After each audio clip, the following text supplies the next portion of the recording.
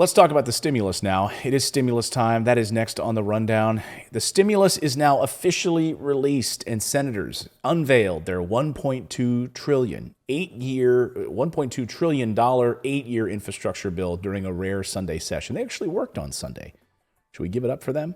Wow, I know, it's pretty amazing they did that.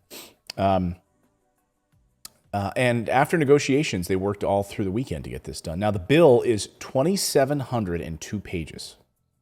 2,702 pages. Just for some context on this, the table of contents is 18 pages long. Just the table of contents is 18 pages long. You think there's going to be some pork in here? We haven't even literally scratched the surface on going through this thing. And I can tell you one thing that stands out to me is the clamping down basically on who owns Bitcoin. Like, how is that part of infrastructure? Like, okay, now we're looking at cryptocurrency. Like, we're going to try to dig in and regulate cryptocurrency and stick that. What does that have to do with infrastructure? That's just one item. Well, another stimulus bill. What did being able to paint Smokey the Bear with a cigarette, like what'd that have to do with stimulus? Exactly. You know there's going to be tons of this stuff in here. And look, we're not supposed to even focus on it, right? Because it's going to be voted on. Their goal is to get this thing voted on by Thursday. No joke, by Thursday.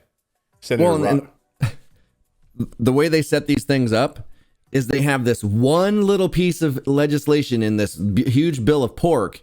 And that's the one thing that, like, if you don't vote for this, you're not helping the people. You're going to let this, like, it's like $1,000 for the people or something like that, just as an example. So right. All this, like, trillions of dollars to the big corporations. But if you don't support this bill, you're not for the people because of that $1,000 they get. That's how they set it up. And they always have their little, I'm going to play some sound here, some of these senators talking about exactly what David's saying, which is like, they want to say, wait a second. So dreamers are going to get education taken care of. That's not part of infrastructure. So we should just Titanic the whole bill. Right. So they always want to pull out, and they want to go on Fox News, and they want to they want to sound like they're really defending the people. And then that the Fox News viewer can sit at home and be like, Marge, do you hear that? They got money in here for illegal aliens. Just because, it's just like a little soundbite on Fox News. Like, but you haven't gone through the 2,700 pages. I've gone through about 150 of them so far. There's a lot to love in this package. And yes, there's going to be pork in here. There always is. That's how stuff gets done. But I don't have a problem with pork. I really don't. As long as it helps people in the end, I'm on the Andrew Yang camp on that. Like, hey, if a bridge gets built, great. You know what? If people can get broadband and healthcare and all these other things as a result of this one bridge being built, I'm fine. You know why? Because we just spent $750 billion to bomb countries all around the world and kill people. I'm fine with us spending some money, even if it's pork, a little bloat back here at home. Call me crazy. I still feel like a bill should be it should be relevant to what you're trying to pass. And anybody that's trying to put pork that is not related, they need to do some kind of session in Congress where they have to talk about it, why they want it in there and everything, so that we know.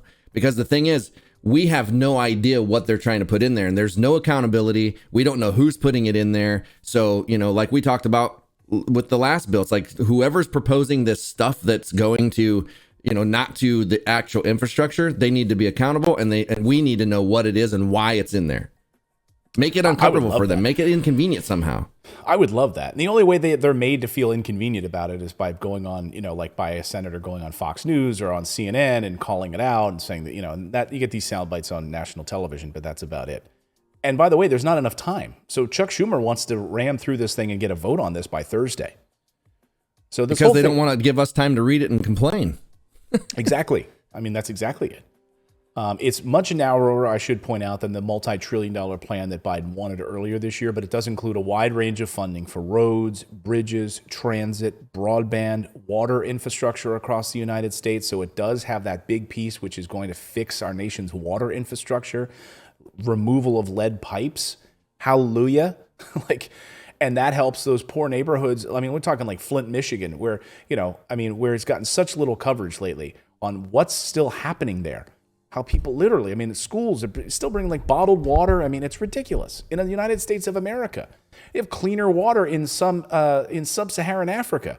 Because you know why? So many people donate money to make sure that they're building clean schools, brand new schools with great water infrastructure. But in the United States, in our own states, we don't have it.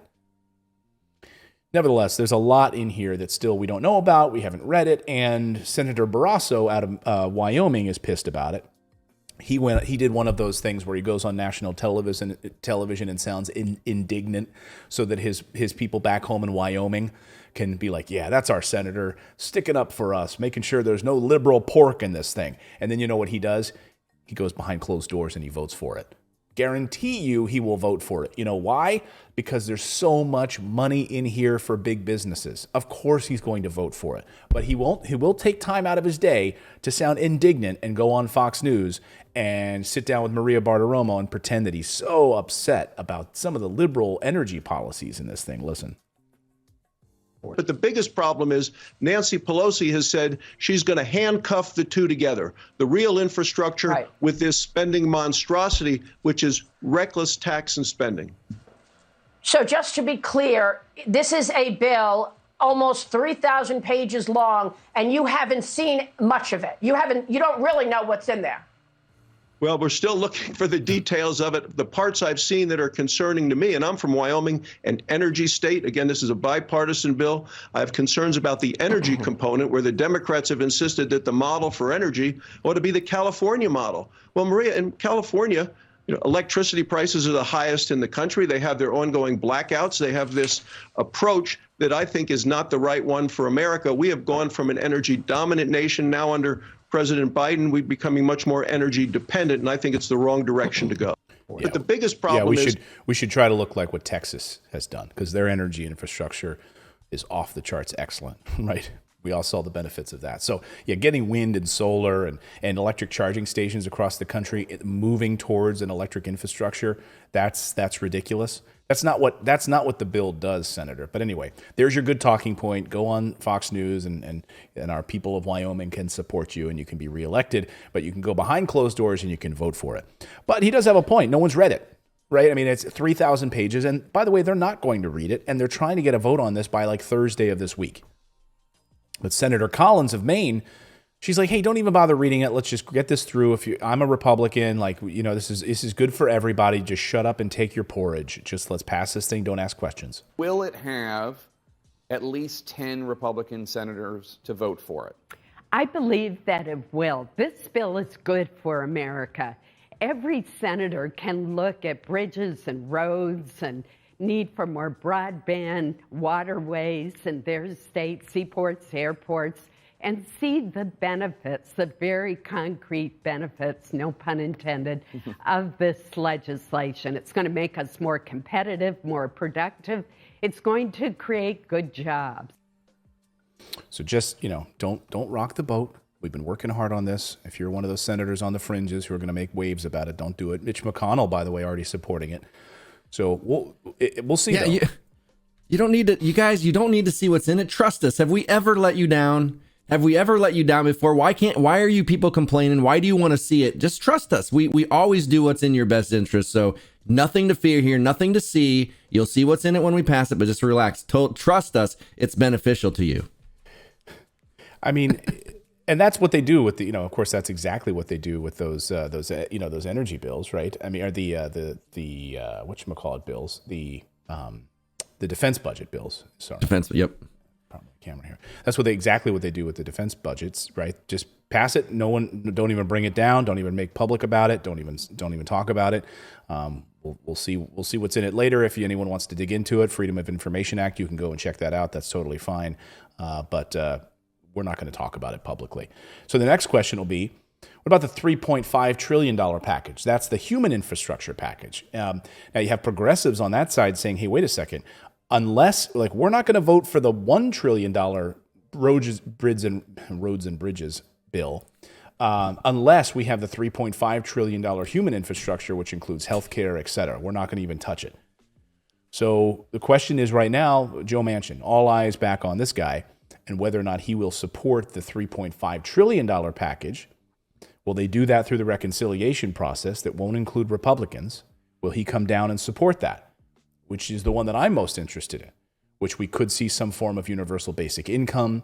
We could obviously an extension of the child tax credit, early childhood education, care for the elderly across the United States, elder care, all kinds of infrastructure, all kinds of things that on the human infrastructure piece. You know what really ticks me off about this, though, is if they would have been focused on that part of this bill first, then maybe the moratorium, the rental thing wouldn't be an issue because people would be getting help. It's like, how backwards can they think? They want to do the infrastructure thing with this bill that we don't know what's in it. So a lot of it's going to be transferred to the wealthy. I guarantee that while we sit and wait, we're losing our homes. We're still dealing with a pandemic that is affecting all of us financially.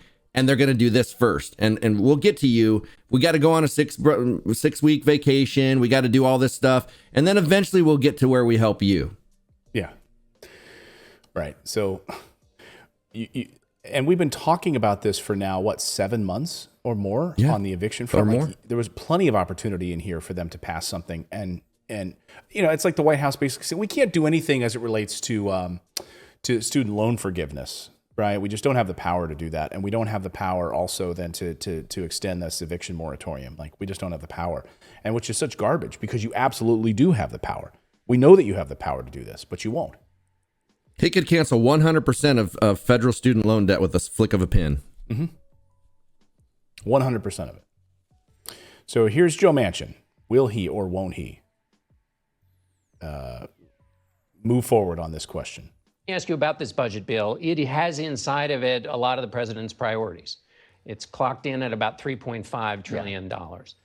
You've expressed some concerns about that cost. Is it the cost or is it paying for it that you... Well, they're saying it's all paid for. Now, if it's all paid for, you look at it at a different light. Okay, there's a lot of great things in there. I've seen some of the things that need to be done and we all want to be done.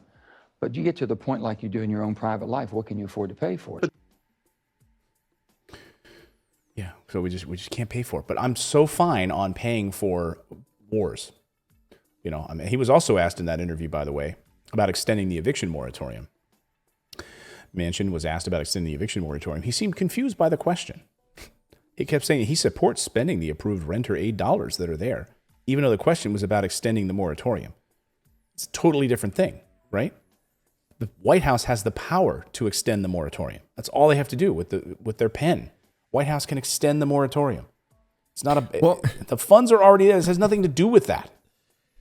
And I love how they just always phrase this and make it like it's their money.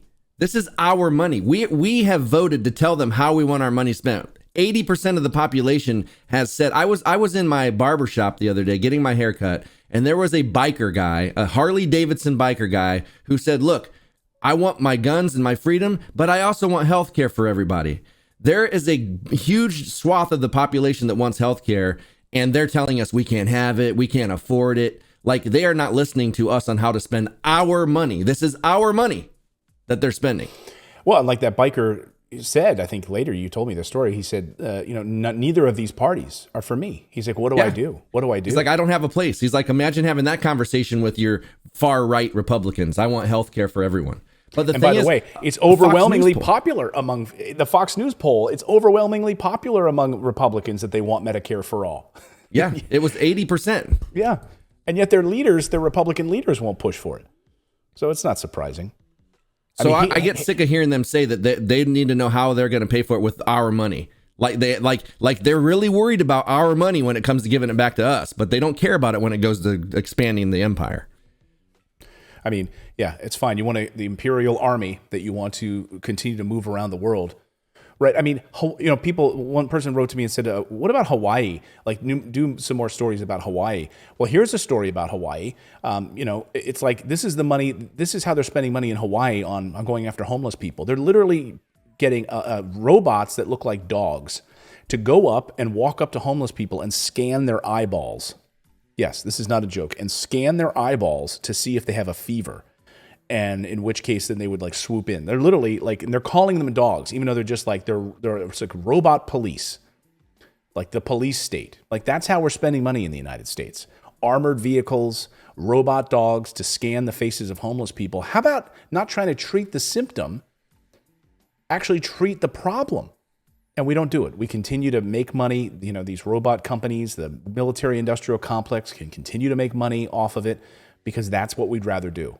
Capitalism, right? We love our capitalism. We get more that's of that. the thing. It's like, and I had said the same thing back when Occupy Wall Street was going on. It's like all of these branches, people are out here protesting on the little branches and stuff, but like we need to protest at the root, which is Washington. The root of the problem is Washington, D.C. It's the government. But everybody's out here on the branches and focusing on these little leaves here and there. And if you just attack a few leaves and you knock those off, it does nothing to the roots. The roots are still in there and the roots are still strong.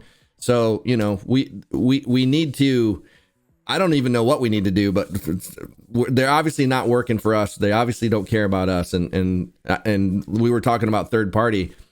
I mean, hopefully the next election season would be a great time for everybody to vote third party. They won't, but it'd be great if we could.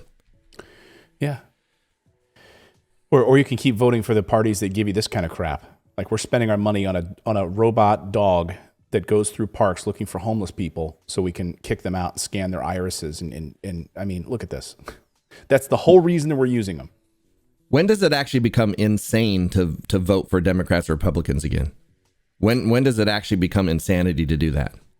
Because we keep expecting a different result. And that is the literal definition of insanity. Thanks for subscribing to the channel. You can also become a channel member by going to morninginvest.com/join, where you can stick it to the mainstream media and support independent journalism. We're able to bring you the stories that you won't see on any of the major billionaire-backed networks.